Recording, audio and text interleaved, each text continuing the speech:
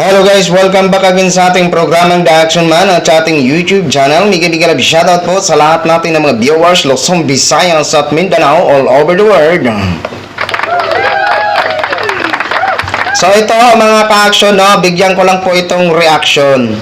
Kasi alam naman po natin sa mga DDA supporters, kapag may mga ganitong senaryo, para sa kanila ho, binubusalan na daw sila. Kumbaga parang tinatanggalan sila ng karapatan para magboses. Kapag may ganitong senaryo, yun yung akala agad nila mga ka-action. Okay? So, dito, ano ba talagang nangyari dito? So, inaresto po ito noong Friday. At may mga umalma nga, bakit Friday? Okay? So, ano ba talaga ito? Ano bang naging dahilan kung bakit siya inaresto? Okay, pakinggan ho natin ito ha. At pakinggan nyo po ang reaction ng mga kasama or ni ate mamaya. Mas matindi pa siya mag-react kaysa inaresto. Pasok!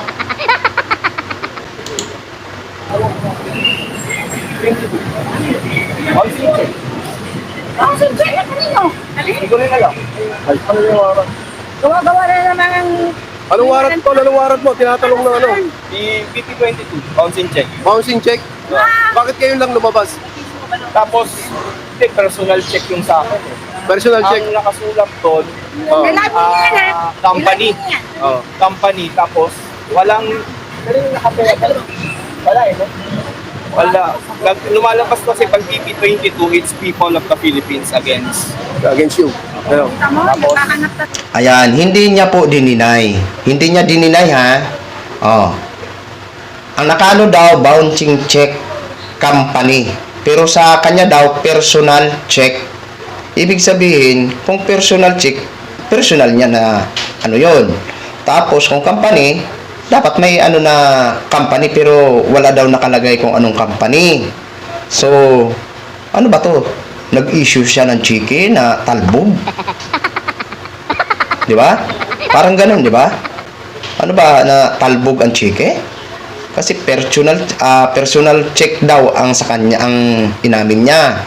Pero nakalagay sa warrant is company check. Okay? Tuloy. Talaga naman, ang sir, pag-alipin ng ano, list ng warrant.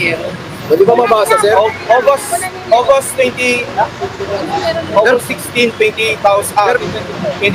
Sir, may nagtatanong, pwede mo daw mabasa yung warat? May dala, sir? Ay, hindi po. Ay, thank you. di ba binabasa? Sa kanya lang, sa kanya lang. So, Sige, salamat. Sige, sir, tuloy mo. ang question lang is, kung August 16, 2024, anong petsa na ngayon? Tapos, ano naka-address yung ano? Ang Caloocan. address ng opisina is Uniwide. Anyway, Uniwide. wala lang wala yun ah. Hindi ko rin. Pero pangalan ko. Pangalan mo. Ayan. Pangalan niya, pangalan niya. Inamin niya, pangalan ang nakalagay. Pangalan niya ang nakalagay. So, malinaw dito na ang kanyang mga kasamahan hindi rin alam ang ganitong senaryo. Di ba? So, ang tanong ni Kuya na inaresto, bakit ngayon lang daw? Anyway, disclaimer lang po, hindi po ako magaling ha, hindi po ako abogado. Disclaimer lang po ito ha. Ang warrant kasi mga ka-action, wala pong expiration yan. At kung ang question niya, bakit ngayon lang? Baka ngayon ka lang nahagilap. Di ba? Baka ngayon ka lang nakita. At dyan mismo sa rally. Kasi kung questionin ang warrant, wala po yan, wala pong expiration yan hanggat hindi ka mahuhuli. Siguro ito si Kuya, nung may mga hearing, hindi ito nag-attend. Kasi hindi naman agad-agad basta-basta yan mag-i-issue ng arrest warrant. Habang may pinapatawag ka pa sa hearing, yung parang pinapadalan ka muna ng subpina para mag-attend sa hearing, para ipaliwanag mo. Tapos ngayon, kung ibabypass mo ngayon, saka ka lang i-issuean talaga ng arrest warrant. Siguro during nung hinahanap siya, hindi siya mahagilap. O, dyan siya nag-ano, ang buong akala niya, wala siyang warrant. O, di ba? Yun din yung nangyari sa Pasig na galing sa ibang lugar yung tao na nag-vlog tapos nahuli. Kasi bypass niya rin ang mga hearing. Ang buong akala niya wala siyang warrant kasi hindi naman talaga agad-agad yan mag-i-issue. Pero pag i-bypass mo yung mga imbitasyon sa'yo, ay dyan na talaga sila mag-i-issue ng arrest warrant at magsisimula na. Kaya ang akala mo, wala kang wala kang kaso, wala kang warrant. Oh, di ba? Yun po yun. O, tuloy ho natin. Pero pangalan. Pero totoo naman kaya I-verify daw nila, kaya nga kailangan ko sumama. Oo. I-verify nila. So ngayon, alanganing oras, syempre, hindi na makalabas ng, ng tulungan. Tulungan mo ng, ng protest na mapiusan. Yun nga, kasi kung pero hindi nila ako ma-verify kung walang ko. Kaya lang kami magtitipid talaga ako.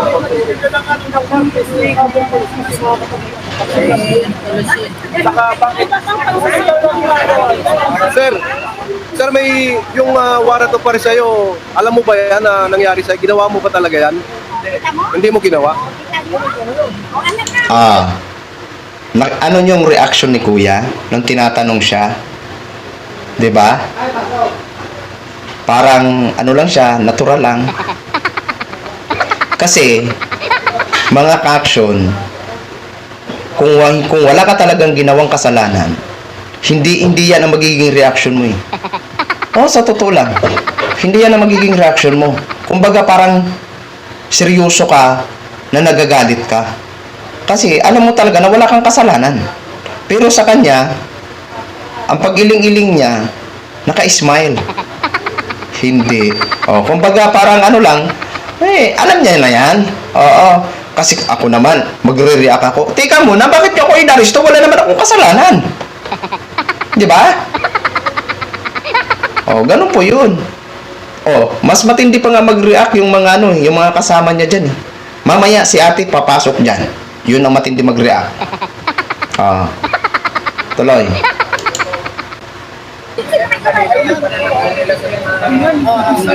Magkano presyo ng bossing check? Magkano yung presyo? May nakalagay ba? Magkano presyo ng bossing check? May nakalagay ba na presyo? Maraming kasulat na pagkano ang binoto. Oo. Pero ang piyansa is 2,000 pesos. 2,000 pesos. Hindi ka makakapagpiyansa ngayon kasi Biyernes na. Lunes na. Hindi, wala nang sarado na yung office. Grabe naman yan.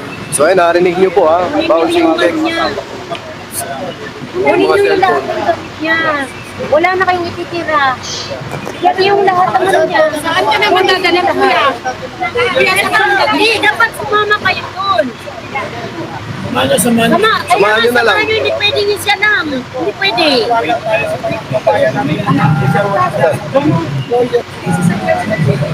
Hindi kami magkarinigan. Sir. Kunin mo yung mga ano mo. Bakit nandito si Mel Tumaran? Iwan ko nga. Unfair naman. Dito siya. Unfair. Narinig niyo po yung mga girls?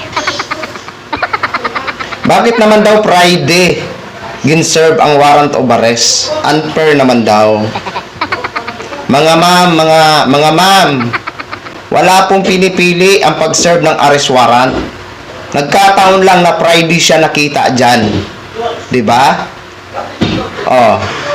Talagang makakalabas talaga yan. Kasi kung hindi naman siya pwede ngayon, sa pagkahuli niya yan, Friday, hindi naman pwede agad-agad yan mag-bill. Sino mag-aasikaso niyan? Siyempre, pagka Lunes na yan. Ngayon, Lunes. Tingnan natin kung nakapag-bill. Maliit lang naman ang bill 2,000. Sisiw. Pero hindi natin alam kung magkano halaga ng natalbog na chicken.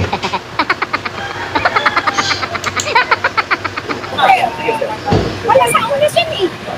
Wala sa ulo. Kunin nyo lahat yung damit. Hindi pa pwedeng wala kang ititira dyan. Pwede yan. Basta makita ka sa Pati wale? Pero sure. Hindi pwede, wala kami na on Friday. Kasi sila po sila. Sige sir, sunod na lang kayo. Grabe, alam mo, isisano talaga. Maniwala ka sa akin, lahat ng gamit mo ibigay mo sa kanya. Hindi pwede, iwan mo lahat yan. Hindi pwede.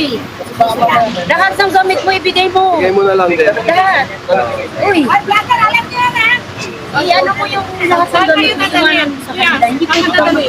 Sa Makati po, sa Makati. Hindi pwede kayo. Sa istasyon.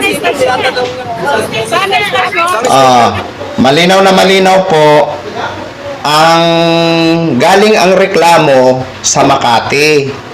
Pero hinuli ho siya dyan sa Quezon City, dyan sa EDSA. So, ang humuli sa kanya, taga Quezon City. So, dadalhin siya sa istasyon ng Quezon City. Kasi hindi naman pwede pumasok ang Makati Police para hulihin siya. Depende na lang yan, makipag-coordinate ang Makati Police sa Quezon City Police para siya ang huhuli. Okay? Kasi, ano kasi yan eh, by jurisdiction kasi yan mga ka-action. So, ibig sabihin, kumbaga, kailangan magpaalam ng Makati dyan sa Quezon City, tapos ang Quezon City Police ang huhuli. Yun. Pero kung pwera na lang ha, kung NBI, CIDG, anywhere ho, pwede silang humuli. Diba? Pero kung police, magkaiba po yan ha. May jurisdiction po yan. Kailangan yung samahan, huwag yung iwan to. Sa school. Kailangan huwag. Malapit lang dito, sir. Kamay libis. Hindi, pero hindi kasi kailangan talaga mag-clear kung saan siya dadalhin. Hindi po pwedeng ipanan nyo to. Naririnig nyo ba si ate? Siyang masyado maingay eh. Si ate, mamaya magpapakita yan dyan si ate ha. Sir, Okay na. Kung saan yung mga ibang gamit mo, iwanan mo dyan. Oo, pinasa.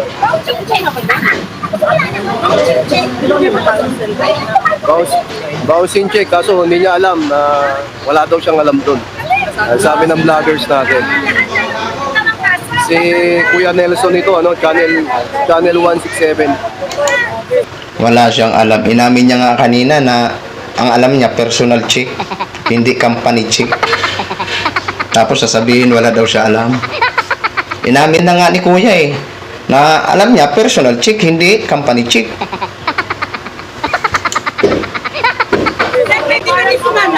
Hindi pwede kayo magpaalam. Kasama talaga kayo. Hindi pwede.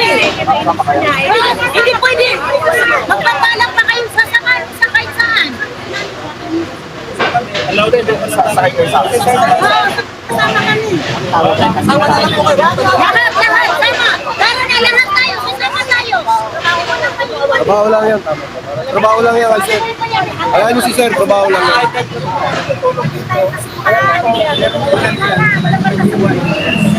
Sige na, kayong dalawa nila. Anong mangyayari? Samahan nyo, te.